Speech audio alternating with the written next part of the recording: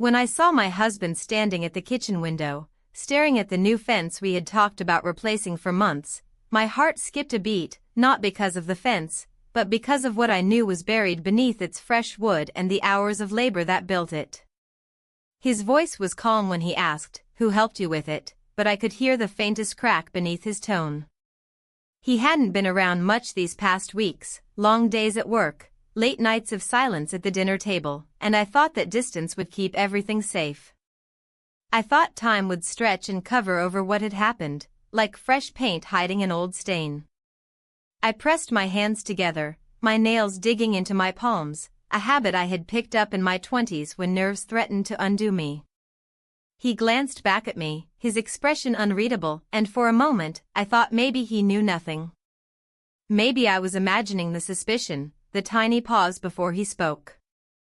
But then his eyes fell to the garden gloves hanging by the back door, his gloves, but they hadn't been worn by him in months, and something in his jaw tightened. It wasn't fear of being caught that made my breath quicken, it was fear of him asking the questions I couldn't answer. Because 3 months ago, something happened that I never thought could, something that shifted everything I thought I understood about who I was. Before I tell you what happened, before I explain how a fence and a few days of help from someone unexpected unraveled years of stability, I need to start from the beginning. But first, let me ask you, have you ever had a secret you thought you could bury forever, only to realize it was growing roots, breaking through the surface when you least expected? I used to think my life had found its final shape years ago. There was comfort in the routine, the quiet mornings, the clinking of my husband's spoon against his coffee cup, the muted hum of news on the TV while I packed his lunch. We weren't unhappy, not exactly. There was no shouting, no slammed doors, just the kind of quiet that slowly seeps into a marriage like fog creeping through a window left ajar. He had become a man of habit. Work consumed him, spreadsheets and deadlines seemed to matter more than birthdays or anniversaries. He didn't forget them, not outright, but they passed like background noise. Sometimes he'd bring flowers from the grocery store, still wrapped in plastic, and leave them on the table without a word. I'd smile, put them in a vase, and we'd go on as though that gesture was enough. And maybe, for years, it was. But lately, I'd been noticing the emptiness between us. I'd notice it when I passed by the mirror in the hallway and saw my own reflection, hair tied back, hands dry from dishwater. I'd notice it when he'd fall asleep on the couch with his laptop balanced on his knees, leaving me to turn off the lights and cover him with a blanket.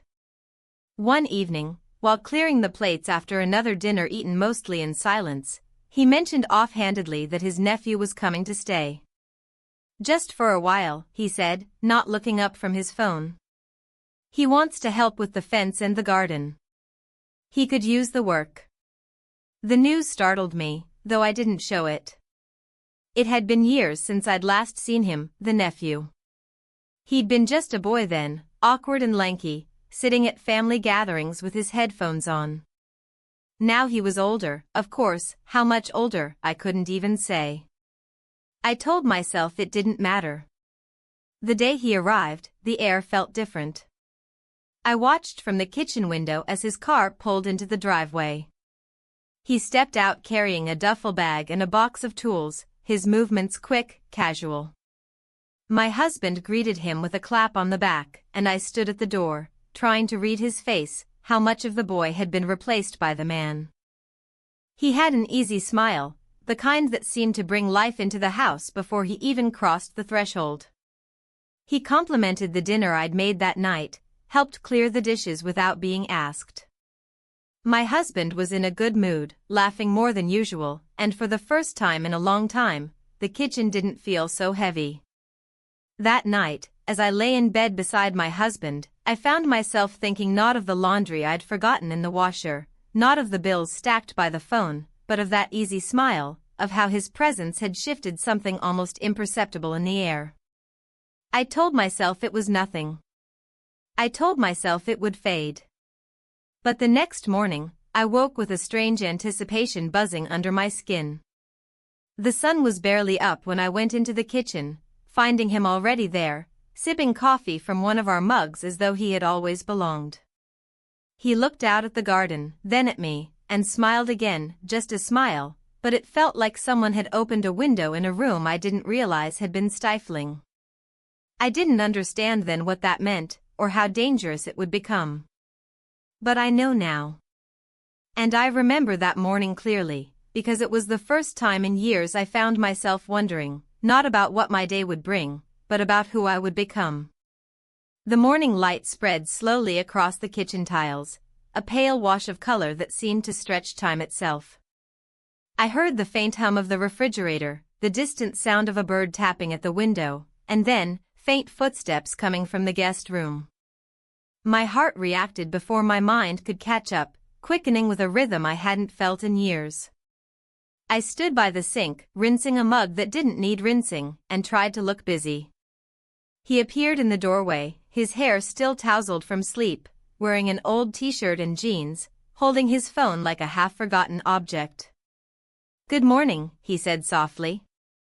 The words were ordinary, but something about the way his voice cut through the stillness made me hyper-aware of every movement I made, how I brushed my hand across the counter, how I adjusted the strap of my apron. We fell into a quiet routine that day. My husband had already left for work, his car rolling out of the driveway just as the sun rose, leaving the house suspended in an unfamiliar quiet that felt too wide, too open. The nephew didn't seem to mind, he moved easily through the morning, making himself useful without waiting for instructions. He found gloves in the shed, set tools in a neat line, and knelt to check the old boards of the fence as if he had been preparing for this all along. I joined him in the yard, holding a basket of gardening tools more for something to do with my hands than out of necessity.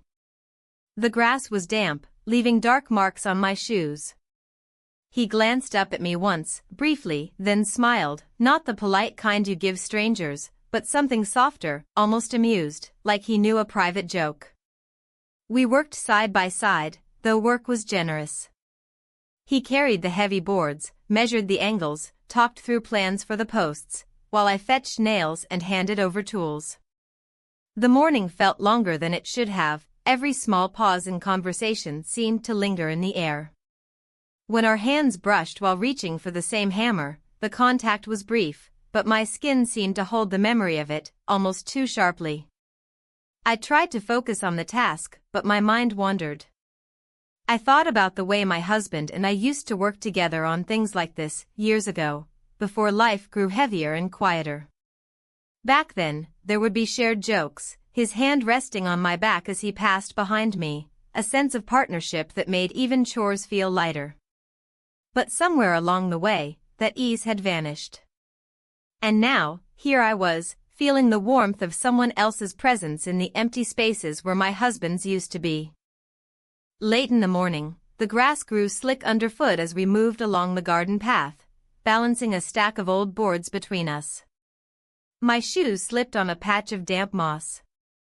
I lost my footing for a second, the weight of the boards shifting dangerously, and before I could steady myself, his hand was on my arm, his grip firm and steady, pulling me upright. For a moment, we were too close, the boards forgotten between us.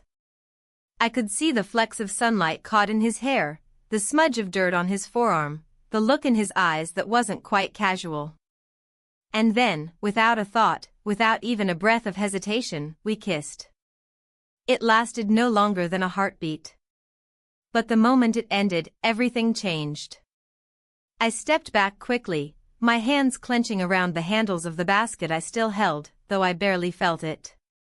He didn't say anything, neither did I. There was no need for words, we both understood what had just happened. And yet, instead of panic, there was a strange calm, as if something inevitable had simply taken its first step. We went back to work, or at least pretended to. He hammered boards into place. I raked at the soil with more force than necessary, trying to ground myself in the simple act of pushing the rake through the earth. But every time I looked up, my thoughts circled back to that moment. By the afternoon, my husband had returned from work, his shoes crunching on the gravel as he approached. The sound made me jolt, though there was nothing outwardly suspicious in the yard. The boards were stacked, tools arranged neatly, and the nephew spoke to him easily about progress, explaining what he'd done, what needed to be done next. I stood a few steps away, brushing dirt off my hands, nodding along when my husband glanced my way. Everything looked normal. Everything sounded normal. But inside, the normality felt thin, fragile, as if one wrong word could shatter it entirely. Dinner that evening passed in its usual quiet rhythm. My husband asked about the day, listening more to the nephew's answers than to mine, nodding, asking about nails and measurements. I sat across from them, my fork moving food around my plate, my mind half a room away. I watched the two of them talk, their heads leaning over rough sketches of the fence, and felt the sharp tug of guilt, but it was tangled with something else, something I didn't want to name. That night, when the house settled into its familiar hush, I lay in bed beside my husband, the same way I had for decades. The ceiling above me was the same. His breathing beside me was the same. But nothing else felt the same at all. The next day felt different before it had even begun. I woke to the faint sound of movement outside my window, the soft scrape of wood being shifted and the low thud of footsteps across the yard. For a moment, I lay there still, staring at the ceiling, listening to sounds that didn't belong to my husband. There was an unusual hum to the morning, a current I couldn't quite name, and I knew it wasn't just the work being done outside that made me feel it. When I walked into the kitchen, I saw him through the glass door, already working in the garden. The early sun cast a golden outline around him, and for a second I froze, as if I were looking at something I shouldn't. He didn't notice me right away, too focused on the tools spread at his feet, until he turned, caught my eye, and smiled, a simple smile, quick and unassuming. But it landed on me like a weight, heavy in a way that made my breath hitch. My husband had left earlier than usual that morning. There had been no conversation about it, just the sound of his shoes on the floor, his keys taken quietly from the hook by the door, and the faint creak of the front door closing. I watched him drive away without a word. I didn't think much about his absence, his work always pulled him away, but his leaving left a silence behind, and that silence became the space where everything seemed to echo louder. Outside, the yard smelled of wet soil, and the tools lay in ordered chaos, nails in a tin, boards leaning against the fence, gloves thrown across the grass. I joined him there, more out of instinct than purpose, bringing a tray of water glasses though we didn't really need them yet. He glanced at me as I approached, wiping his hands on his jeans. "You didn't have to come out," he said lightly, his voice carrying that same easy calm. "I wanted to see how much you'd done," I answered, though it wasn't the truth. I wasn't here for progress updates on wood and wire. I was here because being inside felt too empty, and because the sight of him working in the morning light had drawn me in before I even realized it. The work moved slowly, though neither of us minded. He talked while he worked, nothing deep at first, just comments about the tools, about how the soil was softer than he expected. I listened, adding my own small observations about the garden, the state of the fence, the way the neighbor's dog barked at the slightest noise. But as the hours passed, the words shifted. They were still ordinary, but there was a layer beneath them that neither of us addressed. He told me about his plans for later in the year, how he wasn't sure where he'd end up after this job was done. I told him about the roses I'd planted by the back steps years ago, how they never bloomed the same way twice. These were not secrets, not confessions, but the kind of things you shared when you wanted to be known a little more than before. By midday, my hands were dusty from handling tools I barely needed to touch. I wiped them on my apron, feeling the grit against the fabric, and handed him another board. Our fingers brushed, just a light graze, but it was enough to bring back the memory of the day before, sharp and undeniable. The moment when our lips had met, brief and unexpected, seemed to hover between us. We didn't speak of it. Not directly. But it was there in the pauses, in the way our eyes met and held for a fraction longer than necessary. When the sun reached its peak, the work slowed. He stood back, surveying the posts they had set, wiping the sweat from his forehead with the back of his arm. I caught myself staring at the lines of strain in his shoulders, at the way he moved, at the simple energy he carried without even realizing it. I looked away quickly, ashamed of how easy it was for me to notice these things. The afternoon stretched on, heavy and thick, the heat pressing down on us. He asked if I wanted to sit for a while, pointing to the shaded bench under the tree. I almost refused, but something in his tone, soft, almost tentative, made me agree. We sat there with glasses of water between us, the tools scattered nearby. The yard was quiet except for the faint chirping of birds. For a long moment, neither of us spoke. The silence wasn't uncomfortable, not exactly. It was charged, the way a summer sky feels right before rain. I thought about my husband, about how he used to sit with me like this years ago. We'd sit in the same yard, sharing the same shade, but those moments had felt lighter then. Now, sitting next to someone else, the weight of what I was feeling pressed harder. As the day came to an end, I helped tidy up the tools, stacking them neatly in the shed. He thanked me for the help, his voice casual, almost too casual, as if effortfully keeping things simple. I nodded, wiping my hands on a rag, trying to match his tone, to act as though nothing lingered. When my husband returned home later, he didn't notice anything unusual. He walked into the yard, inspecting the progress, nodding, asking small questions about measurements and materials. I stood a little behind them, answering when spoken to, my voice steady, my expression calm. But inside, it felt like the day had drawn a line I couldn't step back over.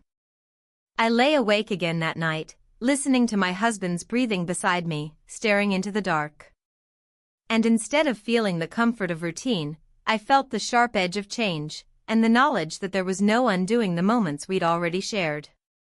The next morning began with the sound of gravel crunching under tires, but it wasn't my husband's car. I peeked through the curtain to see a delivery truck pulling away, leaving behind bundles of wooden planks stacked neatly near the fence line. The sight of them made the project suddenly feel more real, more permanent. I wrapped my sweater tighter around myself as I poured coffee, trying to shake off the unease that had settled over me.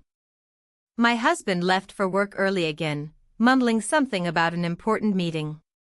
He kissed the top of my head absent-mindedly, his lips barely brushing my hair, then disappeared through the door. The house fell quiet almost instantly. I lingered by the kitchen window, watching the empty road outside, before turning to see him, the nephew, already in the yard, pulling on gloves, his energy filling the space in a way that my husband's absence had left hollow. By the time I stepped outside, he had already begun unloading the wood, moving with a rhythm that was both determined and unhurried.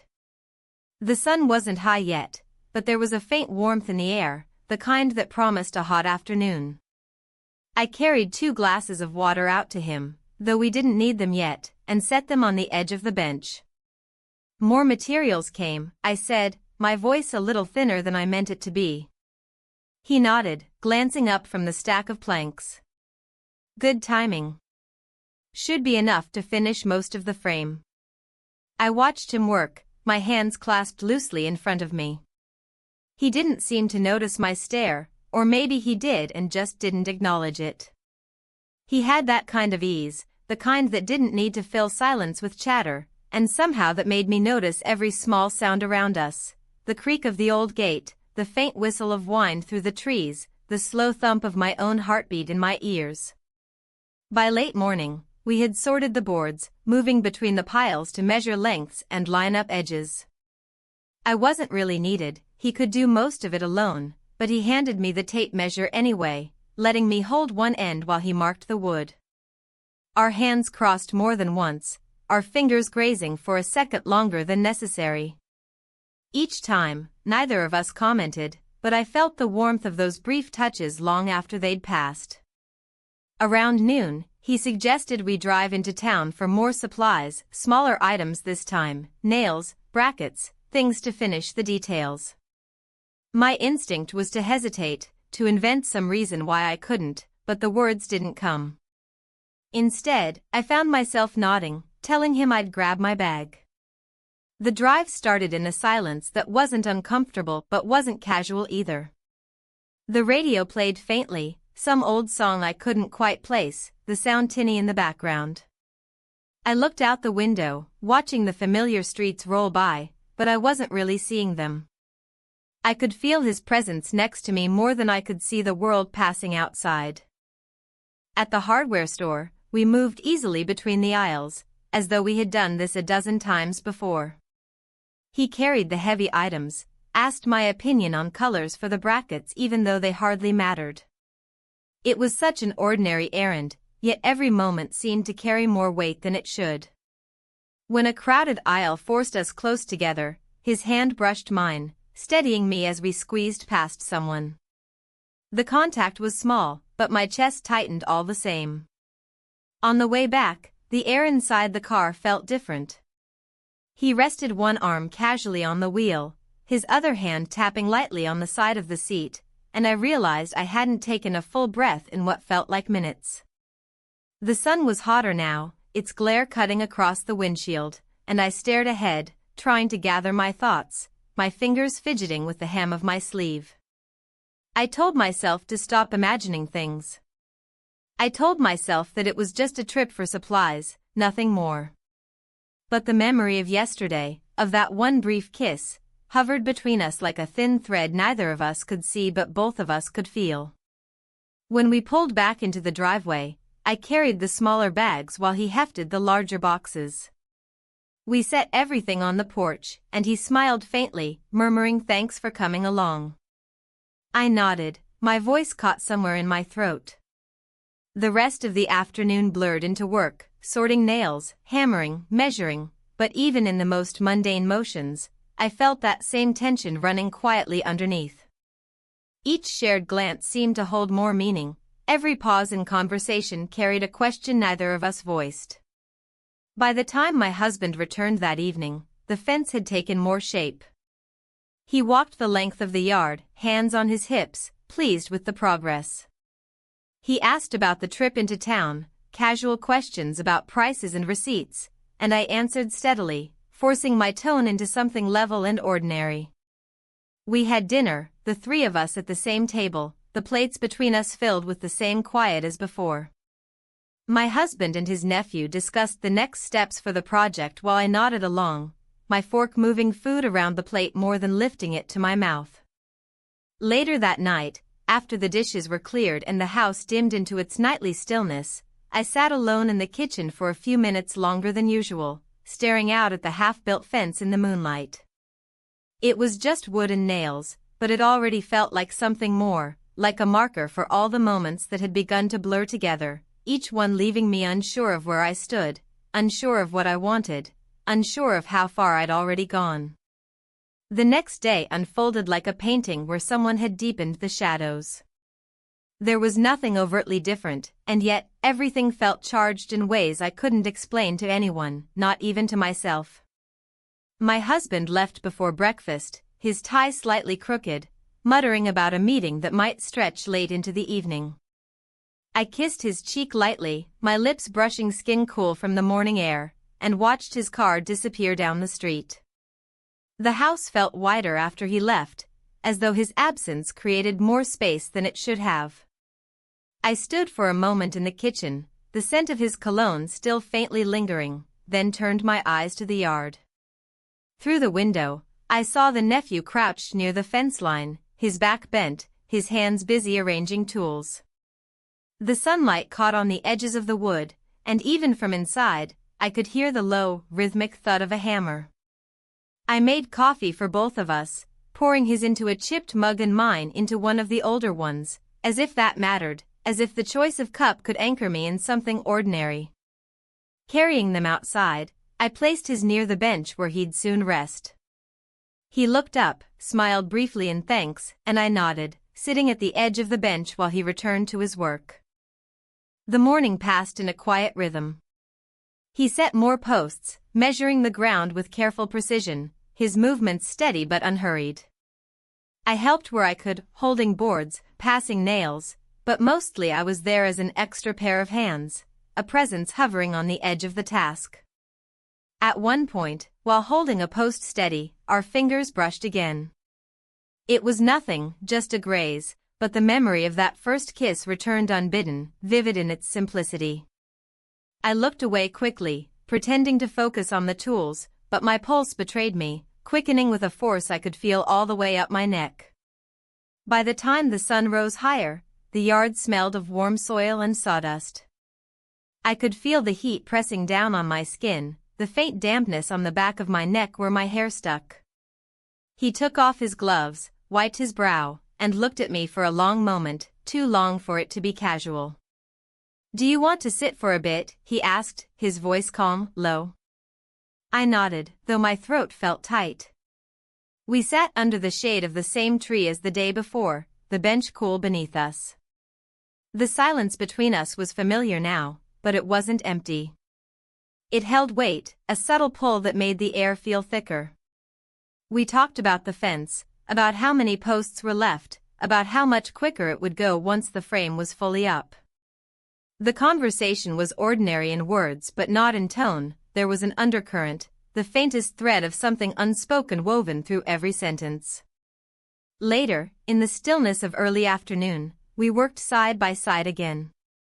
The sound of the hammer striking nails echoed against the house, a steady rhythm, like a pulse. I held the boards steady, feeling the vibrations through my fingertips with each strike. And then, as if it happened without decision, it did again, we kissed. There were no words, no prelude. It wasn't the tentative brush from the first time, nor the sharp surprise of yesterday's accidental touch. This one was slower, heavier, the weight of days of silence and tension pressed into that one brief moment. When it ended, we didn't speak. We didn't need to. He stepped back, and I lowered my eyes, focusing on the grain of the wood as though it could swallow me whole. My hands were trembling slightly, though I tried to still them by pressing them to my sides. The rest of the afternoon stretched long and quiet. We both moved carefully, as though we were balancing on glass, each motion deliberate, each sentence weighed before it was spoken. By the time my husband returned home, the fence stood taller, more complete, a physical marker of hours spent and choices made. He walked along its length, his hands grazing the smooth boards, his voice pleased as he spoke about how much had been done. I stood near the porch, my smile fixed, my voice calm as I answered his questions. Inside, though, there was a sharpness I couldn't dull, the awareness of what had happened, and the knowledge that the line I had crossed wasn't just a line anymore. It was a road, and I was already too far down it to turn back without consequence. That night, the house felt even quieter than usual. I lay in bed beside my husband, staring at the ceiling, listening to the faint creak of the fence outside as it settled into the earth. Each sound was a reminder, not just of the work done that day, but of the moments hidden within it, the ones that couldn't be explained if anyone ever asked. The morning after that second kiss felt heavier, though nothing in the house had changed. The same coffee pot hissed quietly on the stove, the same hum of the refrigerator filled the silence, and my husband's footsteps followed the same predictable path from the bedroom to the door. Yet when he bent to tie his shoes and mumbled that he'd be late again, I heard something sharper in his tone, like a string pulled just a bit too tight. I nodded when he kissed my cheek, but his lips barely touched my skin, and for a brief moment, I wondered if he noticed something, if some part of him could feel the shift beneath the surface. He left without another word, and the sound of the door clicking shut seemed louder than usual. I lingered in the kitchen long after he'd gone, staring at the yard through the window. The fence stood half-finished, a neat line of posts cutting the garden in two. Beyond it, the nephew was already at work, his shirt clinging to his shoulders as he lifted a plank, his motion steady and sure. I stepped outside, and for the first time since he'd arrived, I felt awkward, unsure of how to move or what to say. The air was cool, the kind of cool that clings before the day heats up, but I felt too warm in my sweater. I busied my hands with small tasks, carrying nails, brushing dirt off the bench, even though he didn't need my help just then. He glanced up briefly, his eyes meeting mine for a second before returning to the board he was measuring. There was no smile this time, no easy word of greeting, just a faint nod. It wasn't cold, but it wasn't the same as before either. The work that morning was quieter than the others. He measured, cut, and hammered, and I fetched tools without asking, our motions practiced now, like a routine. But every movement felt wrapped in silence, and I wondered if he was thinking what I was, that the kisses had made the space between us too small and too loud all at once. At one point, I asked him if he wanted water, and his voice came out flat when he said, "Sure." He didn't look at me when I handed him the glass, and that small, simple detail stung more than I expected. By late morning, the tension was impossible to ignore. He kept his focus on the fence, his brows drawn, his hands moving with almost exaggerated precision. I found myself fumbling with simple things, dropping nails, forgetting where I set the hammer, small mistakes that betrayed the unease I was trying to hide. When my husband called to check on the delivery of more materials, I stood in the kitchen with the phone pressed to my ear, my voice steady, my words careful. He asked how things were going, if we were making progress, if the fence would be done by the weekend. I told him yes, everything was fine, and as I hung up, I felt the lie sit heavy in my chest, even though every word about the fence itself had been true. Outside, the nephew worked through the call, barely glancing my way when I came back. I wanted to say something, anything, to break through the tightness between us, but every sentence that came to mind felt wrong. It wasn't until midday that something finally cracked. He was adjusting a post when I held the level for him, and I said, almost without thinking, maybe this was a mistake. He froze for a second, the level balanced between us, then looked at me. His expression was unreadable, neither angry nor surprised, just still. "Maybe," he said quietly, setting the tool down. The word hung between us like smoke. I didn't know if he meant the fence, the kisses, or something else entirely. I didn't ask, and he didn't clarify. After that, the silence deepened. We still worked, still moved around each other, but something in the air shifted again. The glances we shared felt heavier, the space between us felt sharper. By late afternoon, the fence had taken another step toward completion. My husband returned early for once, his car pulling into the driveway just as we were stacking the last of the unused boards. He walked into the yard with an easy smile, praising the progress, asking about the work. I stood beside him, nodding, answering when needed, while the nephew explained what was left to do. My husband seemed oblivious to the undercurrents swirling around him, his focus on the neatness of the posts, the strength of the frame. That evening, dinner felt strained in a new way. My husband spoke about work, about deadlines, about how nice it was to see the fence finally being fixed. The nephew responded politely, his voice calm, while I moved food around my plate, nodding at the right moments. Later that night, as I lay in bed, I stared into the dark and thought about that single word, maybe. It echoed in my head long after the house went silent, and I wondered which of us it was meant to haunt more. The next morning, the house felt restless before I even got out of bed. My husband left earlier than usual, barely touching his coffee, muttering about another long day at the office. He kissed my cheek, but there was no weight behind it, just the brush of habit before he disappeared out the door. I stood at the window for a moment, watching his car fade down the street, the sound of his tires on the road swallowed quickly by the quiet. When I turned back to the kitchen, the nephew was already outside. I could see him through the glass, leaning against the half-built fence, sorting through the tools as though arranging them might keep his thoughts in order. The boards stacked against the wall were dwindling now. The project that had seemed endless was suddenly close to its end. I felt a flicker of unease at that thought, though I couldn't explain why. The morning passed in almost complete silence. He worked with an intensity one hadn't seen before, hammering, measuring, cutting, as if his focus on the fence could erase everything else. I helped, though I moved slower, my hands unsure, my thoughts looping back to every choice that had led to this point. By noon, the air grew heavier, the heat pressing against us like a weight. Sweat clung to my skin, and I brushed a strand of hair from my face with the back of my hand, leaving a streak of dust across my cheek. I caught him glancing at me once, quickly, before he looked away again, his jaw tight. When he finally spoke, it was about supplies. "We'll need more nails if we're going to finish this weekend," he said, his tone careful, almost too even. I nodded, saying I'd go with him to get them. I don't know if he expected that answer, but he didn't argue. We loaded into the car, the weight of unspoken things filling the space between us as much as the smell of sawdust clinging to our clothes.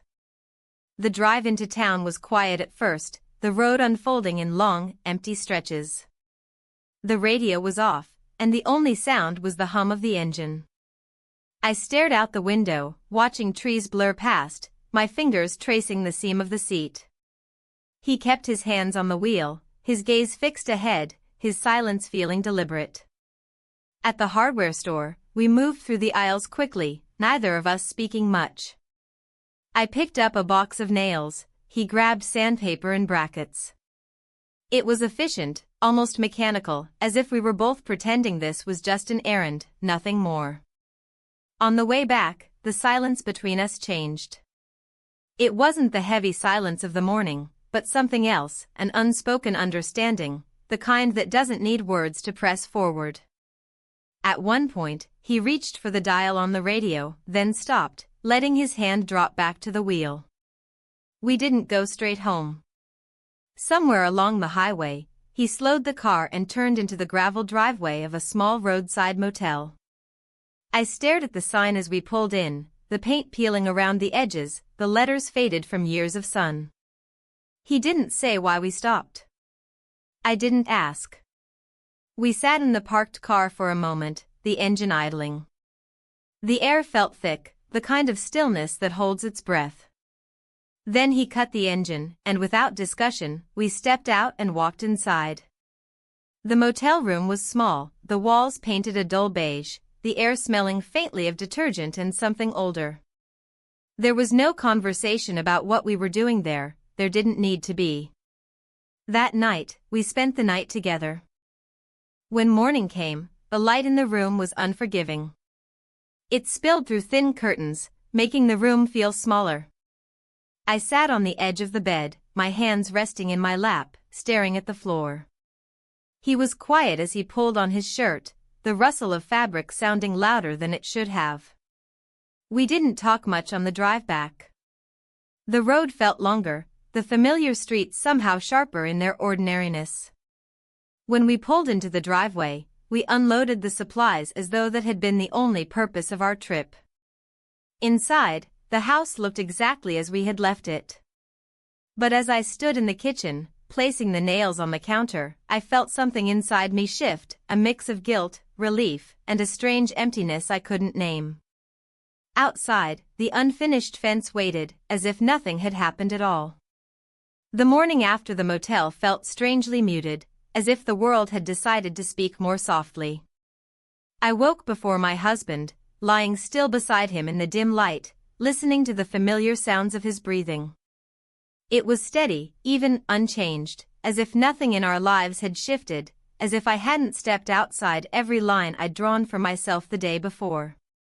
I stared at the ceiling and felt a weight settle in my chest, a dull heaviness that didn't lift when I finally got out of bed. Downstairs, I made coffee the same way I always did, moving through the motions without thought. My hands knew where everything belonged, but they felt clumsy, as if they were moving through water.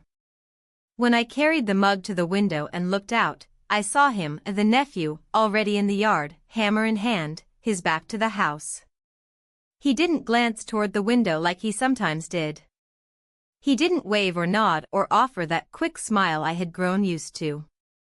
He just kept working, his shoulders tense, his movements precise. It was almost as if he was trying to hammer away the memory of last night, burying it beneath wood and nails. I stepped outside anyway, unable to stay in the kitchen. The air was cool, the grass still damp, and my shoes left dark marks as I crossed the yard. I greeted him quietly, my voice sounding smaller than I meant it to. "Morning," he said, barely looking up. His tone wasn't harsh, but it wasn't warm either. It was clipped, almost polite, and that politeness hurt more than I expected. The hours that followed moved slowly. He worked with focus, saying little. I tried to help where I could, passing him nails, holding boards, but every time our hands brushed, he pulled back too quickly, as if contact itself was dangerous now. I thought about the night before, about the weight of what had happened, and for the first time, I felt not only guilt but also uncertainty. It wasn't just the fear of what my husband might one day discover. It was the dawning realization that I didn't know what last night meant, not to him, not to me. By midday, the silence between us felt different than the silences before. This one wasn't charged with tension or possibility. It was emptier, colder, the kind of silence that fills a room when someone is slowly pulling away. When I went inside to make lunch, I found myself staring at the counter, unsure of what to prepare. I moved slowly, setting bread and cheese on the table, but I didn't bring it outside. Instead, I left the food there and lingered by the sink, my hands resting on the cool surface, staring at my reflection in the window. When I finally returned to the yard, he had already eaten something on his own, a piece of fruit from the basket on the porch, half of it discarded in the bin. He didn't mention it. Neither did I. In the afternoon, my husband called, his voice cheerful as he asked about progress. I stood in the kitchen with the phone pressed to my ear, answering automatically. Yes, the fence was almost done. Yes, the posts were straight. Yes, he'd be pleased with the result. When I hung up, I watched him, the nephew, through the window. He was bent over the fence, his hands moving quickly, his jaw tight. There was no trace of the warmth from those first days, no trace of the easy smiles that had filled the house when he arrived. The rest of the day passed in fragments. The fence rose taller, board by board, but the air between us seemed to sink lower, heavier. When I offered him water, he took it with a quick thanks, his voice distant. By the time my husband returned that evening, the yard looked transformed. The fence was nearly finished, its clean lines a sharp contrast to the clutter of tools and scraps on the ground. He smiled as he walked along it, praising the work, clapping his nephew on the shoulder. I stood off to the side, listening, my hands clasped in front of me. My husband didn't notice the undercurrents, why would he? To him, the scene looked simple, a project nearly complete, a job well done. Dinner was quiet, even for us. My husband talked about his day, about how much he appreciated the help, about how he'd been telling his colleagues the fence was finally getting fixed. The nephew nodded, answering when spoken to, his tone polite but detached. That night, when the house fell silent again, I lay in bed and stared at the ceiling. I thought about the look on his face that morning, the way his voice had flattened, the way he had kept his distance all day. I realized something I hadn't let myself admit before, the thing that had felt like an escape, a spark, was starting to cool faster than I expected.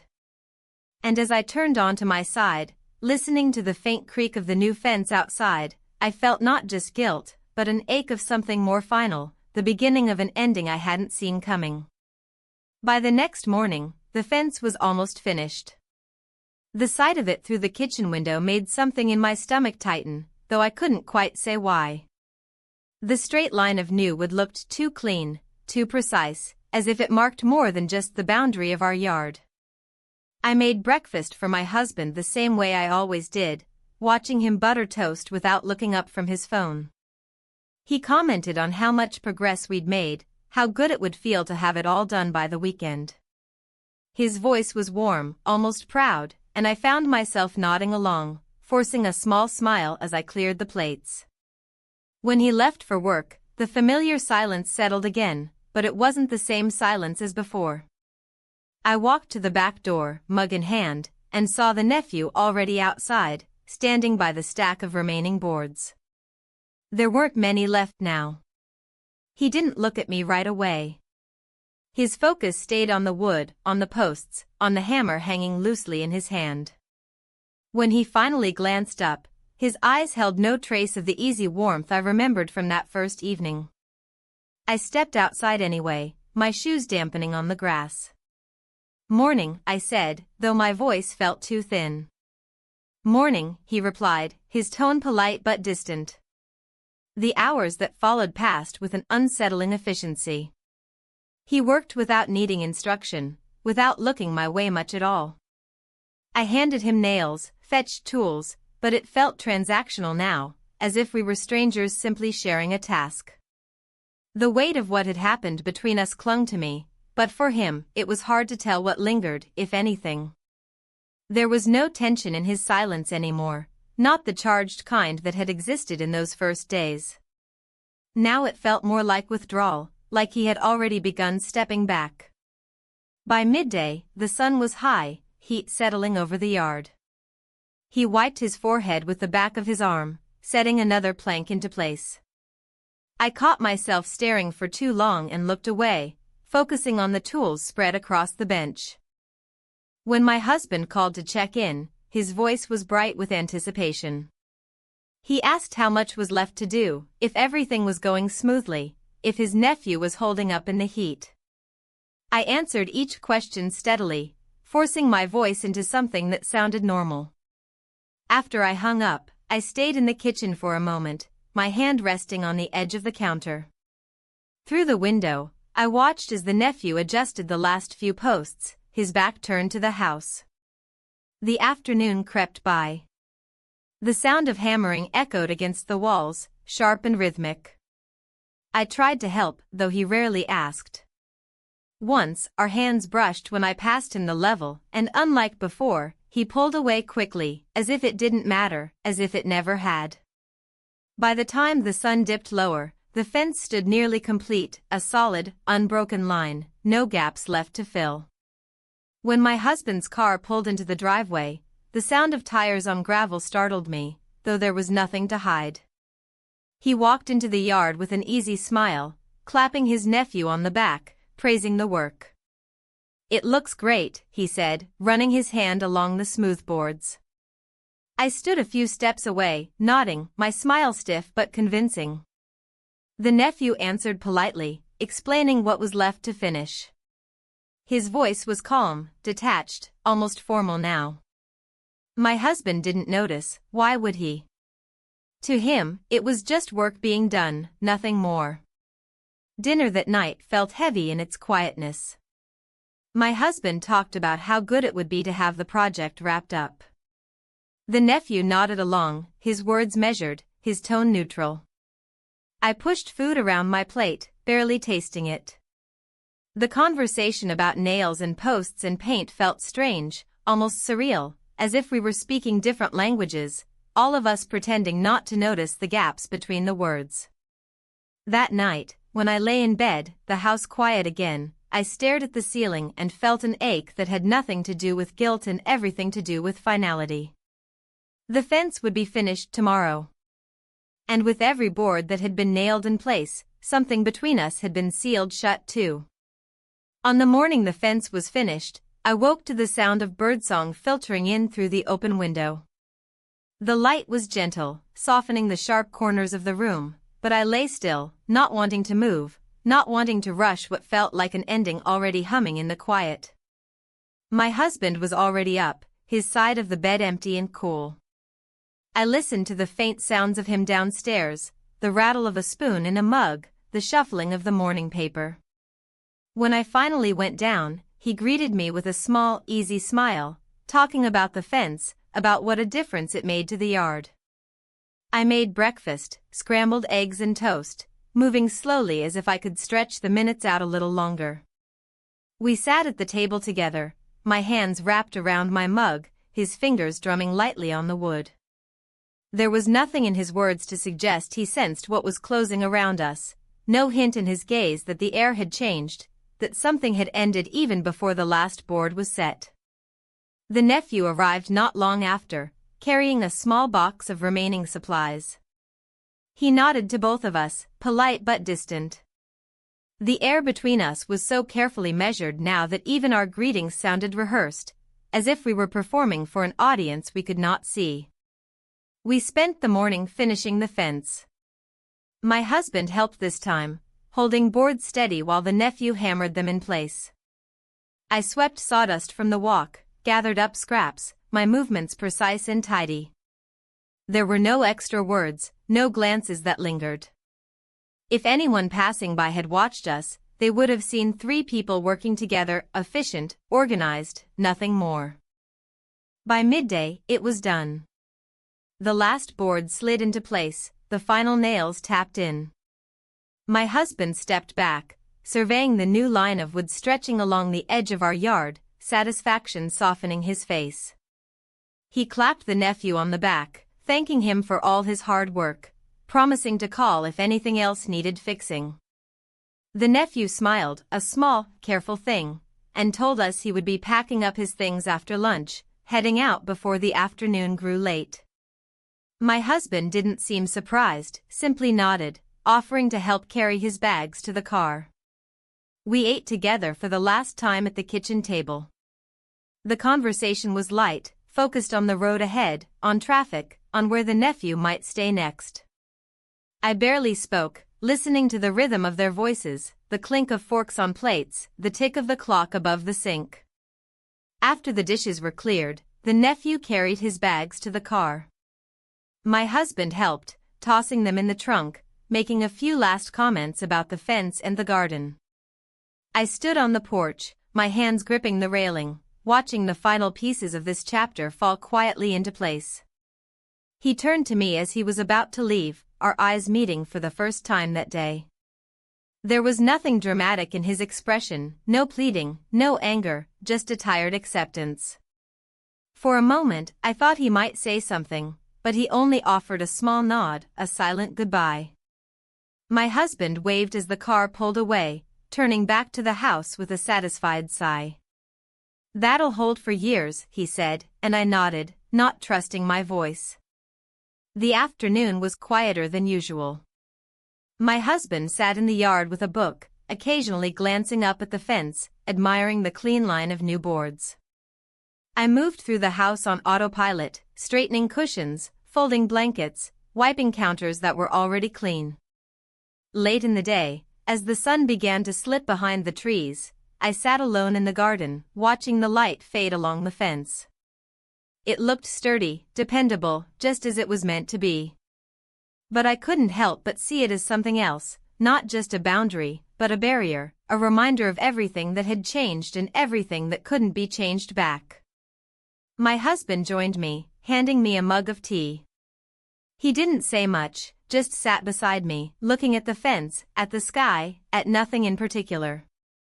His presence was gentle, the familiar comfort of someone who had shared years, not days.